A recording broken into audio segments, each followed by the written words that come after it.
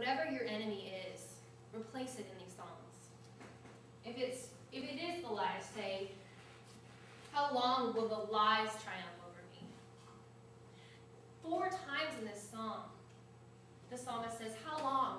How long? How long is this going to keep happening? Because he or she knows that something is wrong, but our God cares about these things that are wrong.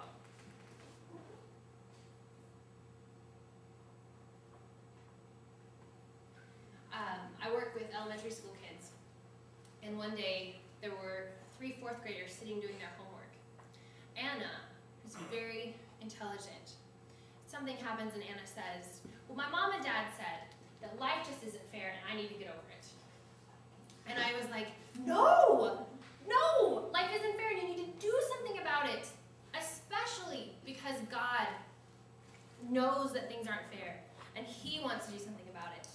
And I said, Anna, what if we had Jesus and Gerald and they were doing their homework, but Jesus decided he wasn't going to do his homework. He just started playing around and was coloring the whole time. And then Gerald was working really hard and he had all his homework done. What if at the end of the day I said, good job both of you, you can both be on the prize list? That wouldn't be fair, and we shouldn't sit and take that. We should do something about it. And this psalm says to God, that's not fair and you should do something about it. If you're doling out prizes, you're not doing a very good job because I'm being hurt. I'm being stepped on. It's the same thing that Andrew said when he found out that I didn't get punished. That's not fair. That's not right.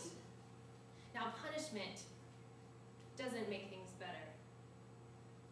But a God who acts and a God who says there are consequences for your actions and I will give you mercy and I will give you love and I will give you grace, that can only come if we say something was wrong.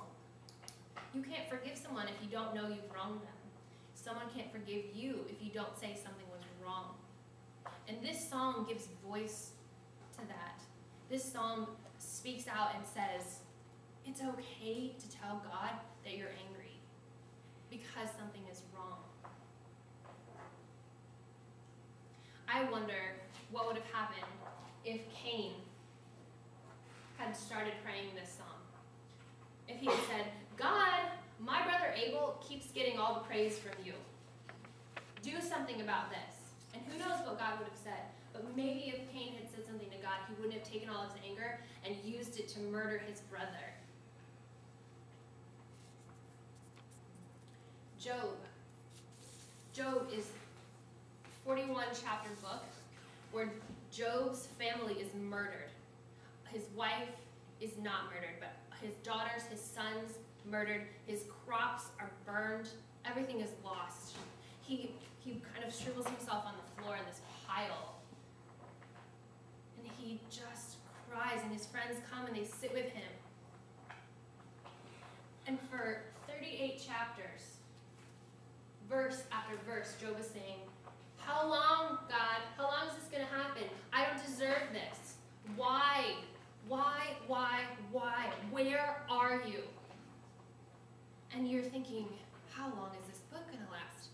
It just keeps going and nothing happens. And then, chapter 38 comes and God finally speaks and says something. And we can be like Job. And sometimes God takes a long time to answer. But we have to ask these questions.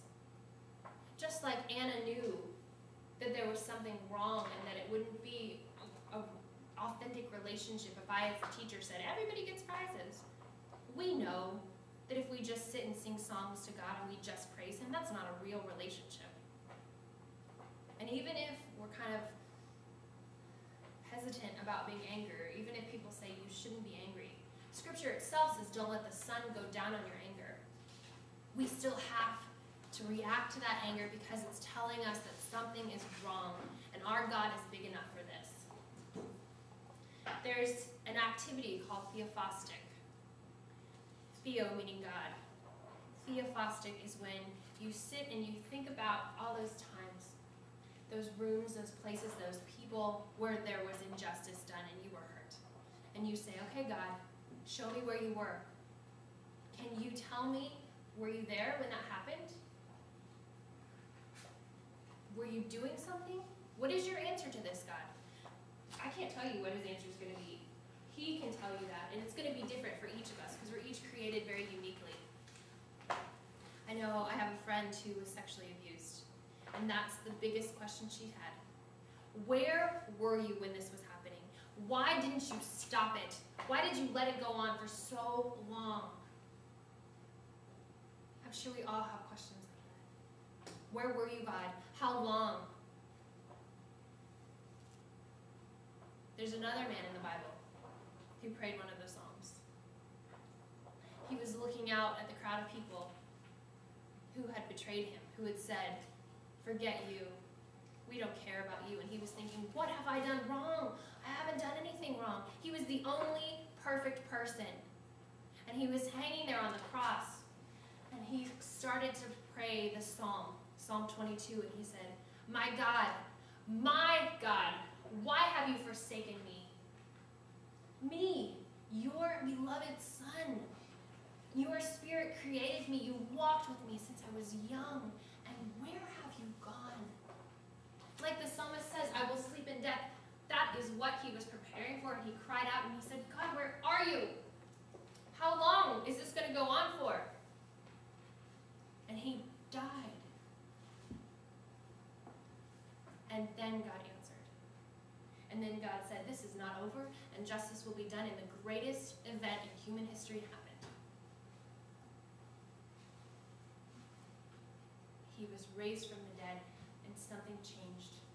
Now, I don't think that this psalm is the thing that changed it, but I do think that this psalm is really important. I think that God says, tell me your injustice. How can I act on your behalf? Though it might seem that his face is turned away, let us ask him if that's true or not. Let us ask him to shine his face upon us.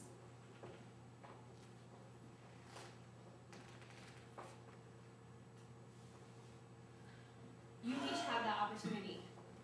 These psalms can serve as guides. They can be the things that you can't even say that are written on paper, that you can open them. Now, if you come to a psalm and it just starts out with, praise be to God, skip that one. If that's not on your heart, go to one that is on your heart, that says, I am dying, and where are you? Why have you let this go on for so long? And God will answer you. I pray that it doesn't take what seems like 38 chapters, the way it did for Job. I pray that it is swift and that he answers you right away. But God's ways are mysterious, and he will answer you. And there might be times when you say, I am angry, and he says, that's not anger. That's jealousy. That's selfishness. But there will be times when he says, I'm sorry. And when he holds you as you're crying. Just after the first service, a young woman came to me and she said, you know, after 20 years, something has changed in that person that's hurt me, and I can't believe that God is acting. God is powerful and he is living, and not even a cross can stop that. And if we offer our words to God, be they praise, be they lament, he will answer us. Now in this psalm, in Psalm 13, it doesn't end with my foes will rejoice over me. No, the tables are turned. It says, I trust in your unfailing love. My heart rejoices. Who's doing the rejoicing? We are. We don't know if this is all one breath, where the psalmist can be angry and feel loved at the same time, or if a lot of time has happened and he's telling the story of his life. But we do know that there is salvation for us. This Hebrew word for salvation is the same word for Jesus. It is for us. And so I invite you this morning, what are the things in your life that you're thinking about? Is there anger because of an injustice? We've got some time to just let it out. Pray it to God. You can come up and light a candle, write it in the journal station. There's a full board for lament. You can come to the table and take communion.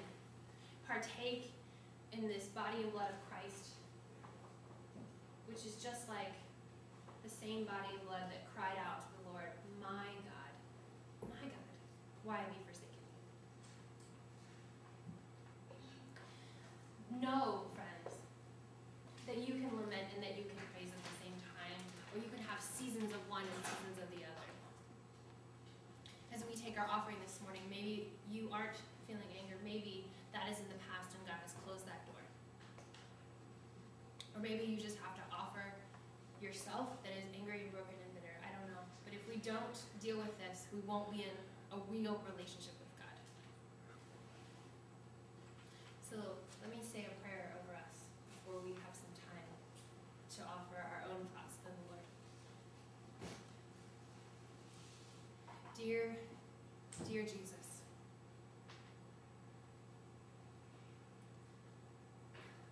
you were like us.